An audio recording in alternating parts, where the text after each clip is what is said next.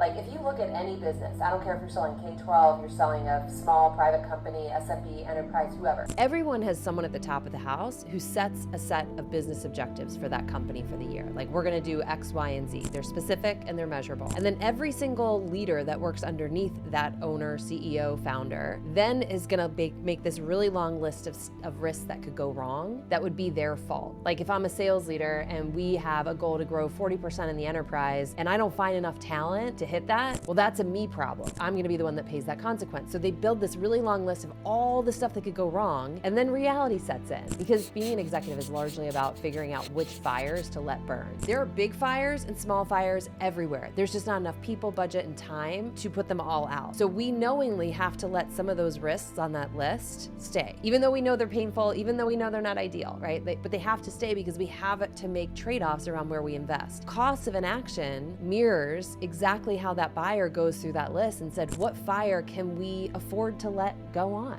When you think like your buyer thinks and you start thinking in terms of like risk mitigation versus, benefit realization, which is how we tend to think in sales, it just makes you feel, look, and sound like you've been there before versus like, I'm a sales rep and this is my thing and like, how much of it do you want?